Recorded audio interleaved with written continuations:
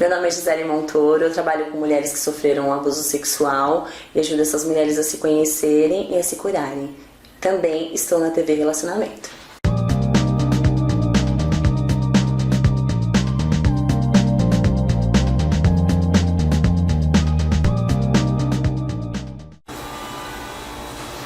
Olá, internautas, iniciamos mais um programa Você é Top. E hoje nós convidamos aí um profissional muito top e vamos bater um papo com Marcelo Bittencourt.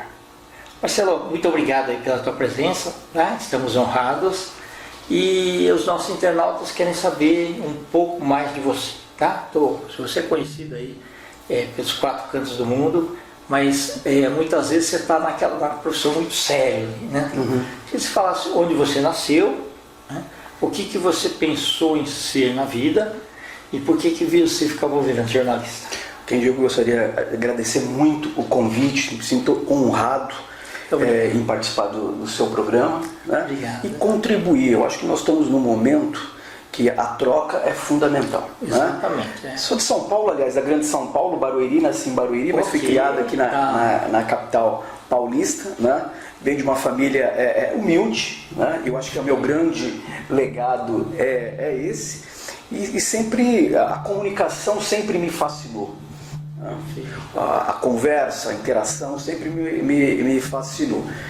Fiz a faculdade de jornalismo, me especializei em algumas áreas, psicanálise, hipnoterapia, tudo para o desenvolvimento da comunicação. Mas desde o ensino médio aí, você achou que você queria ser jornalista? Vou ser muito sincero, eu sempre me dei muito bem na comunicação. Né? Não tinha escrita também? Sim, sempre gostei muito de falar, de me comunicar, enfim. Né? Fui atleta da Seleção Brasileira de Karatê por 10 anos. E comecei a me destacar exatamente nesta parte, não só como atleta, fui 4º colocado no campeonato mundial, mas na interação com as pessoas. E aí... Relacionamento mesmo. Sim, e aí parti para fazer jornalismo. Graças a Deus tive a oportunidade de galgar quase que todos os mercados, né? Hoje a internet é o carro-chefe. Exato. Mas antes não, antes era o jornal, era o rádio, a TV. Isso, perfeito. Passei Às vezes começava por colunas pequenas. Sim. Mas não foi fácil não, porque não foi fácil. Costumo falar isso nas minhas palestras, que eu acho que a persistência é fundamental para que você chegue ao mercado. E o mais importante é o preparo. Eu acredito muito que a oportunidade ela apareça para todos. O que acontece, você como um empresário de sucesso também, é que quando a oportunidade aparece, nem sempre a pessoa está preparada. Isso. E aí a oportunidade ela passa. Você fala uma coisa muito importante. Quando o pessoal fala assim, mas será que é porque você teve sorte na vida? Eu falo assim que a sorte é a oportunidade mais o preparo. Sim, não tenho dúvida disso. Então um exemplo que eu dou assim, eu falo que a sorte é um cavalo branco. Né? O cavalo branco está passando as manadas na nossa frente. Só que se você não estiver preparado, você não enxerga. Sim. Né? Aquelas manadas lá. Quem está preparado, monta no cavalo e vai. Agora quem não está... Você pode até ver, mas não enxerga. São coisas diferentes. Sim. Isso, o preparo... Outra coisa interessante que eu vi você falar foi da persistência. Sim. Que muitas vezes é o seguinte, existe o insistente e o persistente. O insistente muitas vezes ele fica muito chato e ele perde a oportunidade por causa daquilo. Agora o persistente não, é ver, será que é o momento? Não posso esperar até amanhã, não posso esperar até a semana que vem, e se preparando para isso. Exatamente. Né? Você falou na persistência, como eu disse, porque eu frisei, venho de uma família classe média.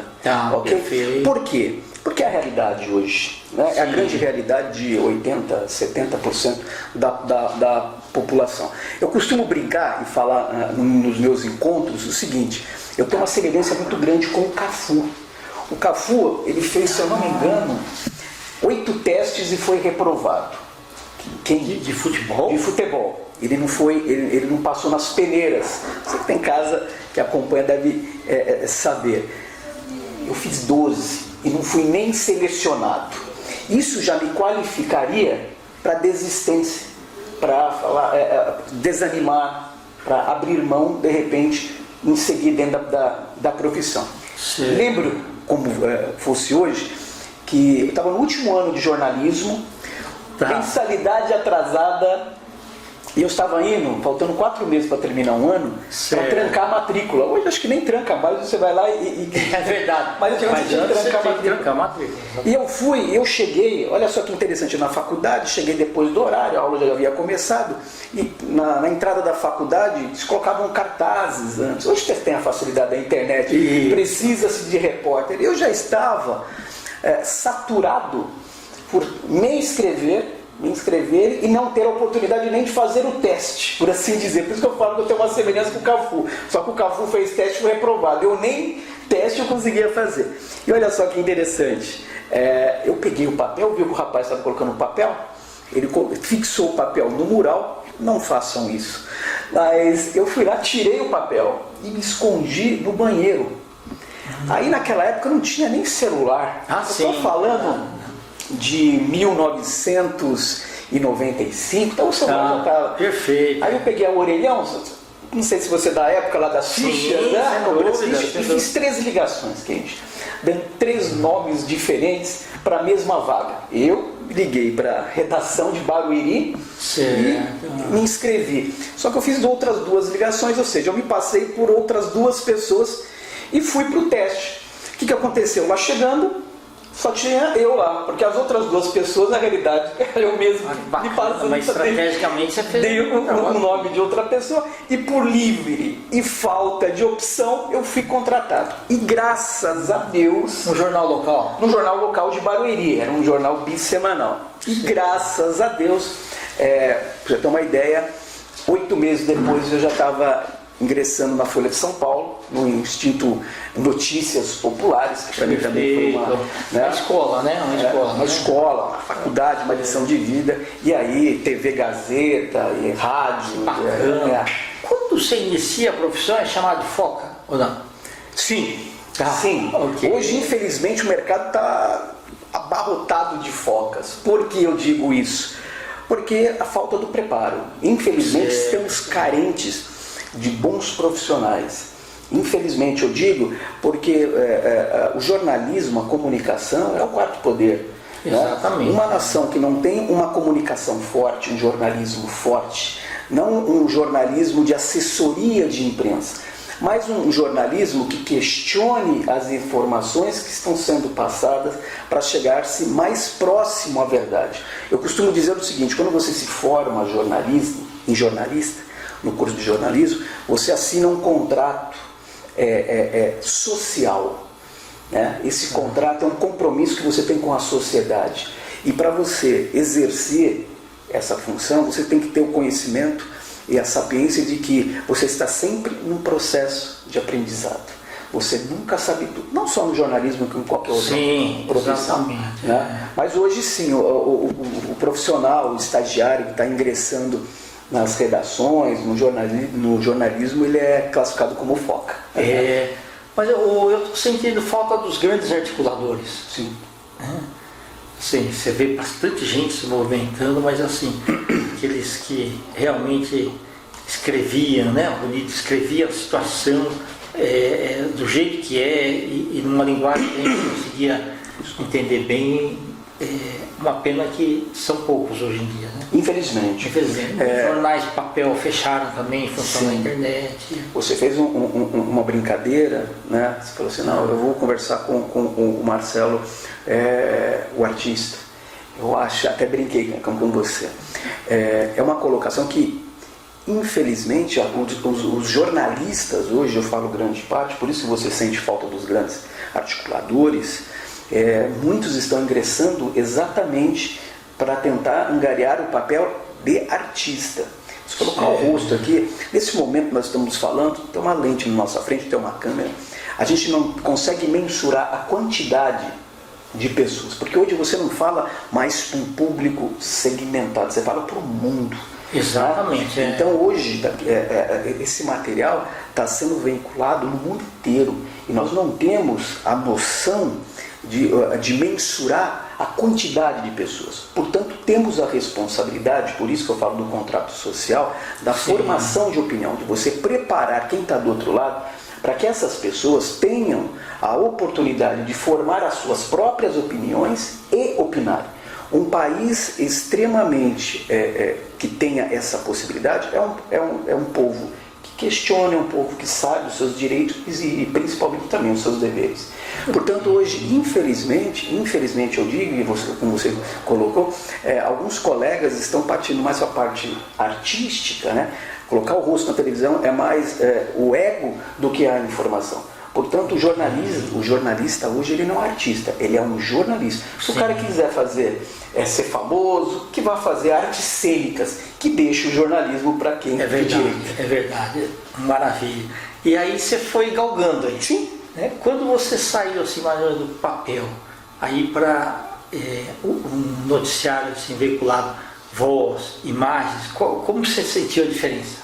Há uma diferença brutal, que eu volto a falar.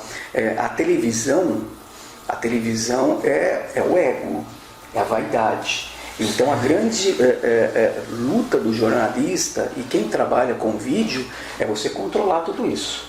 Eu tive um grande professor, que é meu padrinho até hoje, Vanderlei Villanova, que me descobriu, e se algum culpado tenha, que atribua a esse mestre, que o Vanderlei Villanova foi simplesmente 20 anos diretor do Silvio Santos, que é o concurso. Mas aí ele enxergou o teu talento, isso que é importante. Sim, ele conseguiu achar ali, e mais do que isso, lapidar. Né? Porque quando você sai de uma faculdade, você sai pensando, eu quero mudar o mundo. E você sabe que não é possível. A mudança do mundo passa especificamente por cada um.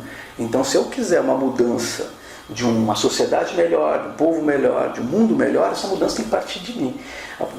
Comportamento, atitude, e você tentar mudar o outro é fácil. Você tentar mudar o outro é fácil. Você fazer uma reforma íntima, você tentar se mudar, tentar derrubar as crenças limitantes que a gente tem, é muito complicado. Por isso que eu falo, a mudança vem da gente. Portanto, quando você sai de um jornal impresso, escrito, que você está limitado. Na minha época, uma máquina de escrever, hoje é um computador, e você enfrenta aqui esse público que é extremamente seleto, hoje sabe o que quer, sabe o que consome. Questionador, e é importante isso. Essa sociedade, é isso que a população precisa ter, questionar de forma equilibrada, e você passa a encarar, você tem postura, você é cobrado pelo que você veste, pelo que você anda, então você é cobrado. Portanto, você passa a ser um ser público, um ser social, e você tem que respeitar isso. Ok. Como é que foi a recepção, os familiares, os amigos, quando você de uma hora para outra ganhou uma visibilidade assim tão grande? É complicado até para a gente mesmo isso, não é? Há uma diferença? Claro que há. Não tem como falar que nós seria hipócrita estar falando, né, e às vezes o pessoal pensa que você ganha muito mais do que você ganha, né? Eu postei isso ontem. Eu postei exatamente isso no meu Facebook. Quando você põe o rosto e a exposição na TV, as pessoas pensam que você pode tudo, que você ganha muito dinheiro, né? Isso não é uma realidade. Isso está reservado para uma minoria. Exatamente. Né? Uma minoria. Eu acho que tudo é Darwin, né? Sim. Não, mais forte, mais inteligente. Aquele que se adaptou às mudanças, né? Exatamente. Estava na hora certa, no lugar certo, e essas coisas assim, né? Tem até uma passagem que encaixa nisso. Quando você falou, foi extremamente pertinente. Porque nós somos o que as pessoas veem da gente. E nós somos o que pensamos que estamos passando. Portanto, isso é comunicação. Não é mesmo? O jeito que eu acho que eu sou pode ser que não seja visto pelo senhor, pelo nosso querido cinegrafista, por você que está em casa. Né? Isso chama construção de imagem. Né? Oportunidade, estar no lugar certo, na hora certa. Certo, isso. Né? No início da entrevista eu falei que eu comecei em Barueri. Isso. Um jornal bissemanal que acho que só minha mãe e mais meia dúzia de pessoas liam, não desrespeitando, é lógico, o jornal que eu tenho um profundo respeito, né, por todos os veículos que passei. E eu ainda continuei na faculdade, dava aula, lembra que eu falei que era professor de karatê, dava aula de karatê e trabalhava no jornal. Não tinha tempo para absolutamente nada, e era em Barueri. E eu morava na época na região ali de Pinheiros. Então eu vinha de trem. Okay. Aqueles 10 minutos, 5 minutos de trem de Barueri até Osasco, tive que fazer a baldeação. Sei que não é daqui de São Paulo, são municípios muito perto. Sim. Eu dormia, mas eu levava um jornalzinho que saía, eu levava para entregar na faculdade, para falar, olha, meu nome... Fazer o marketing, né? Não, e é uma emoção grande quando você vê o nome, né? E para minha mãe, que sempre foi uma acompanhante, enfim, incentivadora. E, como eu falei, eu dormia. E num dia específico, gente, olha só que interessante, eu sentei e coloquei o jornal ao lado, entre a janela do trem e o banco, e adormeci. Só que eu passei da estação, e ali era o ponto final em Osasco. Até o rapaz falou, chegou, né? Vai para onde? Vai voltar para Barueri? Que o trem voltava para Barueri. Aí naquele desespero eu levantei correndo e saí. Né? O jornal ficou, né? Exemplar ficou. Esse trem, essa composição, ela foi para Jurubatuba, que é aqui na Zona Sul. Esse trem é lavado durante a madrugada, tem higienização, enfim. E na parte da manhã, madrugada, 4 horas da manhã, ele volta a circular. Perfeito. Esse é o trânsito. Por Deus, esse trem foi para Jurubatuba, foi tudo higienizado, lavado, ok? E 4 horas da manhã esse trem voltou à composição. Ele fez 1, 2 viagens. Por volta das 6 horas entra uma pessoa no trem, na Zona Sul de São Paulo, e senta no mesmo lugar que eu. Interessada, curiosa, viu o jornal, que não sei por que contas d'água, ele ficou ali durante toda a madrugada em viagem, pegou, se interessou, e foi na parte policial. Na época eu era do esporte, mas estava fazendo ali um freela também para ganhar um pouquinho mais em outras áreas policiais, na área policial. E ele pegou o jornal e achou interessante do jeito que eu escrevia. Porque eu não tinha uma experiência, eu me coloquei como uma primeira pessoa no texto, para me inserir dentro do contexto da notícia. E aí fica uma linguagem mais fácil. Mais fácil, e ele achou interessante. Ele chega na empresa dele, ele pega o telefone e liga para a redação de Barueri e pede para falar comigo. Eu atendo o telefone, chegou 1h da tarde, eu atendi o telefone, ele falou, gostaria de conversar com você, você poderia vir aqui na minha empresa? Mas não falou que empresa era. Me deu o telefone, Rua Barão de Limeira. Falei, Rua Barão de Limeira, eu não conhecia, novo, enfim. Fui para o centro de São Paulo. Quando eu chego no centro de São Paulo, Barão de Limeira era simplesmente a Folha de São Paulo. Era um editor executivo do Notícias Populares. Naquele dia... Folha da Manhã. Na Folha da Manhã. Naquele dia específico, o carro dele estava na manutenção, ele teve que ir de mas trem. É bacana isso daí, né? É sorte, é Deus. Está escrito? São as circunstâncias. Exatamente. Então, esse jornal poderia ter sido jogado fora, saído na limpeza, mas ele ficou ali. Ou seja, o mundo também conspira para que você chegue, desde que você esteja preparado. Exatamente. Muito bacana.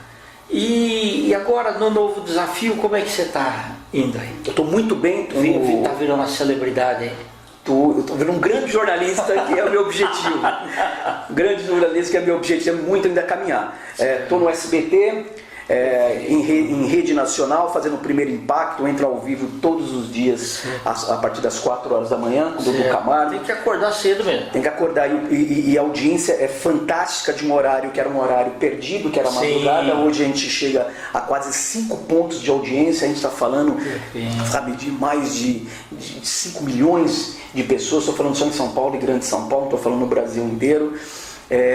Faço ao vivo, depois vou com os gravados até às 10h30 da manhã com a Márcia Dantas e o Marcão do Povo. E essa aposta do Silvio Santos no Primeiro Impacto, como um gênio que foi mais uma galinha dos ovos de ouro que ele conseguiu na visão que simplesmente só ele tem. Verdade. Enxergar tudo isso, apostar em um produto que está dando muito certo, graças a Deus. E ele foi na contramão de muita gente que falava assim, não, você colocar o programa na madrugada, só porteiro de prédio que vê, só o guarda noturno, não, mas tem uma multidão de pessoas que aqui está acordando, principalmente agora com o coronavírus aí, o pessoal dorme de dia, acorda e fica vendo, então, muito interessante. Fora isso, que o pessoal aí Portugal, Angola, Moçambique, Macau, pessoas de origem língua portuguesa, assiste mesmo e muito bacana, viu? Eu quero agradecer muito, inclusive, esse nosso público, porque era a coisa do porteiro assistir. Hoje a dona de casa que assiste. Exatamente, uma linguagem, o primeiro impacto hoje é uma linguagem direta. Hoje não tem muito aquela, oi, tudo bem, uma excelente noite para você, excelente dia. Não, hoje é a linguagem direta, porque quem está em casa, hoje o jornalismo mudou, a comunicação mudou. Hoje as pessoas buscam tempo, e se você conseguir mensurar isso no tempo das pessoas, você ganharia seguidores. Exatamente. Né? Então ter esse respeito em saber quem é seu público é fundamental para o sucesso de qualquer produto. Você tem que saber com quem você está falando e falar para essas pessoas. Não essas pessoas seguirem dentro de um contexto. Nós nos adaptarmos para o nosso público, porque o público mudou e a gente tem que ter esse respeito. E se você tiver essa preocupação, com certeza é o segredo do sucesso. Perfeito, está ótimo. Marcelo, nós estamos aí nos instantes finais. Eu quero que você volte várias vezes, né? Você é da casa e um profissional muito respeitável. Eu que agradeço. Então, se quiser deixar teus contatos, fique à vontade. Se o pessoal quiser me seguir no Instagram, é Repórter Bita. Gostaria de também mandar um abraço para o Alexandre Mendonça, que está sempre incentivando a gente nos projetos da gente. E no Facebook, Repórter Marcelo Bittencourt. Muito obrigado. Eu fico muito honrado de participar do seu programa. Ok, muito obrigado.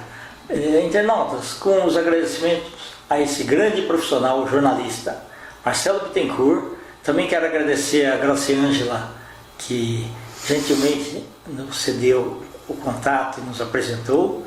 E nós finalizamos mais um Você é Top. Um grande abraço e até a próxima.